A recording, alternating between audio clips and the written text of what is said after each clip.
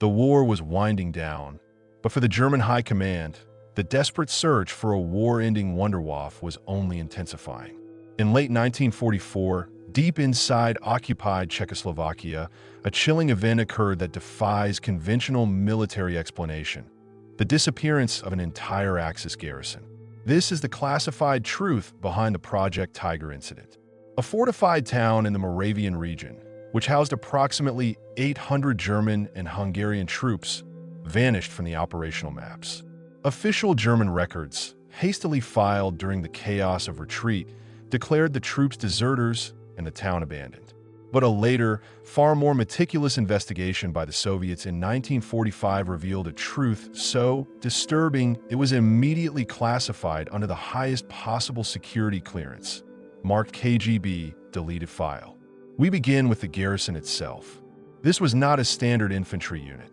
The corps was the SS Sonderstab für Experimentelle Verteidigung, Special Staff for Experimental Defense, supported by a large Hungarian auxiliary force. Their presence in this strategically insignificant town was due to a single critical factor: a deep, ancient geological mine situated beneath the town square, a mine the SS had secretly reactivated. The entire operation, Project Tiger, was run directly by the SS Wirtschaftsverwaltungshauptamt, SSWVC, bypassing the Wehrmacht entirely. The SS was using the mine to test an experimental concept relating to passive defensive resonance. This concept, documented in the surviving technical notes of Dr. Emil Voss, an SS physicist who was later assassinated, involved using the deep rock strata of the mine to amplify a generated electromagnetic field. The goal was to create a localized, invisible defensive perimeter that could instantly disrupt the sensitive electronics and engines of approaching Soviet tanks and aircraft, causing a massive, silent area denial. The entire town was essentially a gigantic, camouflaged laboratory. The most chilling piece of evidence is a fragment of a German internal supply manifest, recovered years later from a burned-out administrative building. The manifest details the delivery not of ammunition or food, but of massive quantities of lead shielding, heavy water containers, and specialized graphite rods, materials that are entirely inconsistent with a conventional military garrison, but absolutely essential for managing nuclear or heavy particle research. This manifest provides the first stark contradiction to the official desertion story, hinting that the SS garrison was engaged in research far more terrifying than simple electromagnetic jamming. The disappearance itself was instantaneous and total. The Soviet advance in the spring of 1945 was rapid, and the local NKVD units were tasked with sweeping the Moravian region for resistance pockets. Commissar Ivan Zaitsev, leading a reconnaissance platoon, was the first to enter the town. His NKVD field report, which was later sealed and excised from the official campaign history, describes a scene of profound, unnerving stillness. The town was untouched. There are no signs of shell damage, no bullet holes, and no barricades. The only evidence of the German presence was a scattering of abandoned gear in the main square, discarded helmets, gas masks, and half-eaten meals on wooden tables. It was an instantaneous abandonment in high readiness. Zaitsev's report meticulously notes, "We found no bodies, no prisoners, no blood. The vehicles were intact, fueled, and parked. Their weapons were stacked neatly in the barracks, but the men were simply gone." This observation directly demolishes the German lie of mass desertion, which would have left trails, skirmishes, and vehicle thefts. The 800 soldiers did not flee. They evaporated. The true horror began when Zaitsev's team investigated the deep mine shaft beneath the town square, the epicenter of Project Tiger. The mine entrance was found hastily sealed with freshly poured concrete. The NKVD engineers quickly breached the seal and descended. Their findings triggered the full security lockdown for Moscow. Deep inside the main excavation chamber, the Soviet engineers reported a complete absence of any German equipment or geological samples. Instead, they found a massive, localized radiation anomaly. The engineers' Geiger counters registered off the scale, forcing an immediate emergency evacuation. Commissar Zaitsev's final, suppressed report contains the most shocking detail. The internal rock walls of the excavation chamber were strangely vitrified and blackened, as if subjected to immense, instantaneous heat and pressure, yet the air temperature outside the mine was normal. This suggested a highly contained, high-yield energy release that failed to breach the surface. The NKVD immediately concluded that Project Tiger was not merely defensive electronics.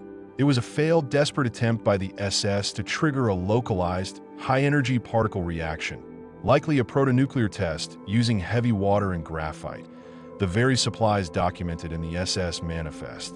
The NKVD's final analysis was chilling. The 800 soldiers of the Garrison were not deserters, nor were they victims of Soviet attack. They were casualties of their own scientific recklessness.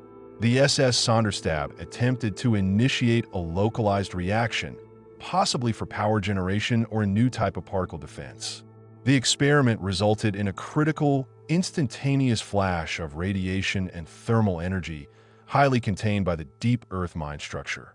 The entire garrison, both inside and outside the mine, would have been instantly exposed to a massive dose of lethal gamma radiation, a death so rapid and absolute that their bodies would have simply collapsed, leaving behind no physical evidence of trauma.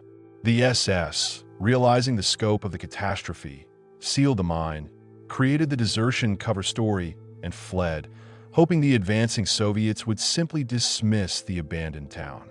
The subsequent Soviet erasure of the incident was absolute.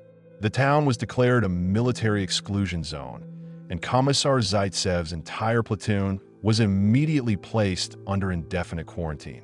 Project Tiger was sealed in the highest Soviet archives, the town marked on all subsequent maps as a historical no-go zone, a monument to the silent, invisible enemy that had erased an entire garrison in a single, silent flash.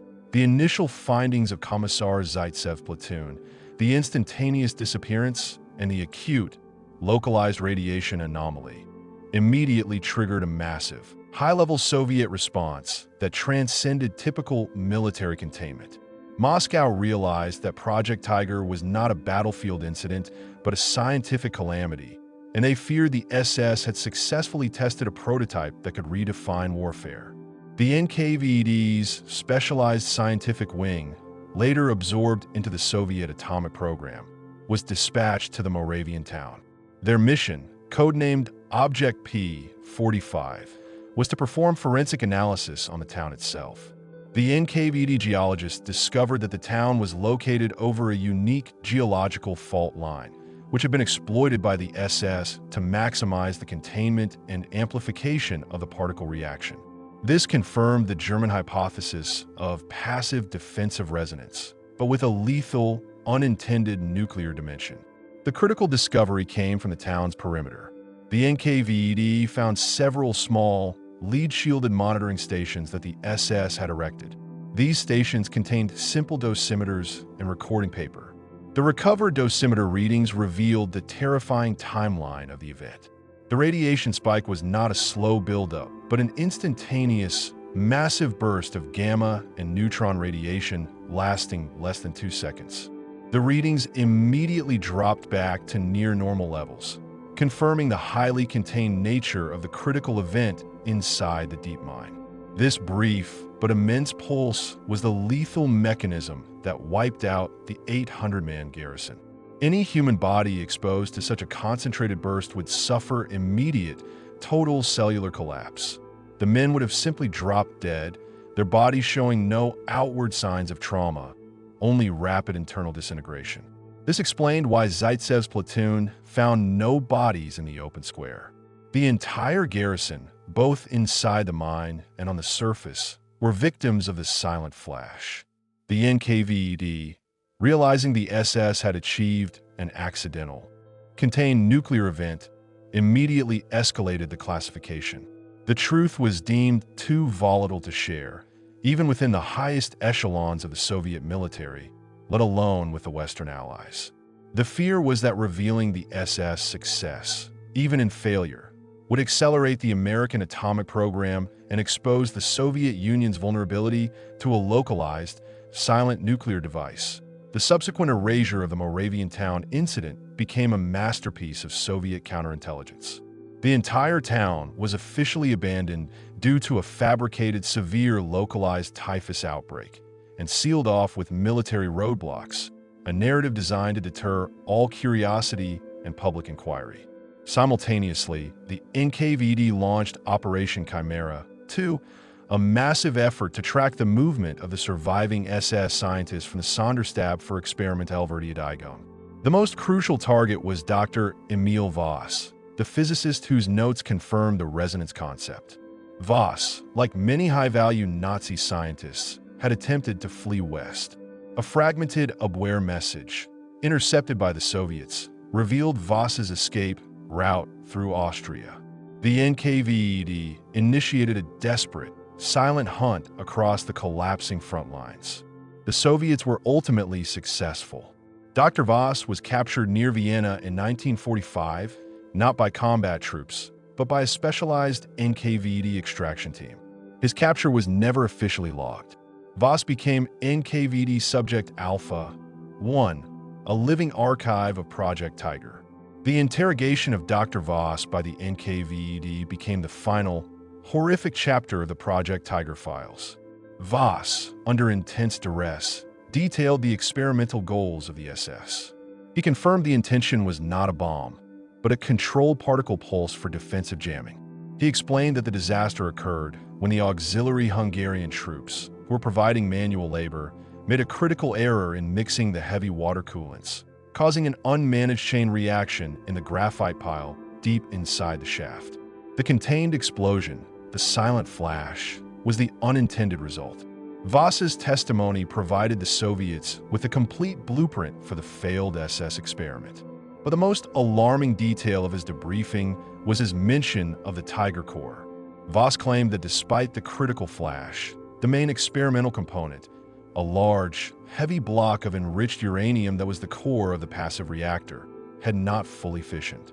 Instead, it was thrown upwards by the force of the blast and lodged somewhere deep within the mine's upper structure.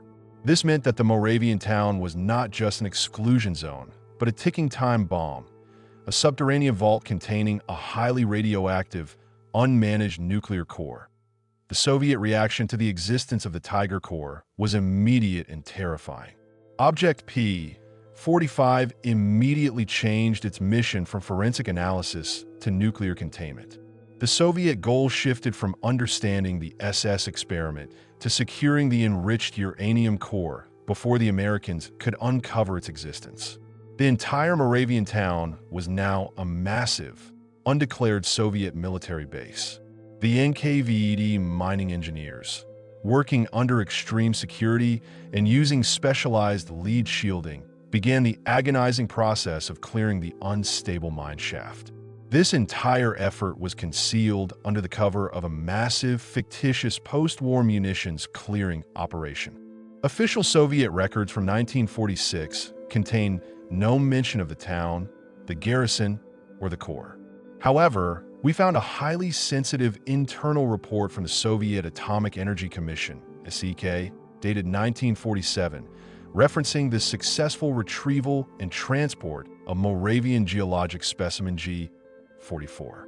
The classification level of this document strongly suggests that specimen G-44 was the Tiger core. This final act of containment confirms that the 800 vanished soldiers of the Axis garrison were not just victims of an SS experiment. They were collateral damage in a silent, high-stakes race for the first functional piece of nuclear material recovered from Nazi Germany. The entire town and the memory of its garrison were sacrificed to hide the single most valuable piece of intelligence seized by the Soviets in 1945. The Soviet success in retrieving the Tiger core, the enriched uranium block from the Moravia mine, immediately transitioned the Project Tiger incident from a simple containment operation into a foundational piece of the Soviet atomic program. The sheer value of the recovered core was the final justification for the massive, continuous historical erasure. The core was transported under the highest security to the Kurchatov Institute near Moscow, where it served as one of the first known physical samples of enriched Nazi nuclear material. This allowed Soviet scientists to bypass critical early stages of experimentation and accelerate their own atomic timeline. The internal reports of the Soviet Atomic Energy Commission, SEC, from 1948 frequently reference Moravian data when discussing neutron flux and material synthesis, confirming the critical role of the abandoned SS experiment in Soviet success. This knowledge that the Axis had reached the brink of a localized nuclear technology cemented the Soviet commitment to absolute, enduring secrecy regarding the Moravian incident.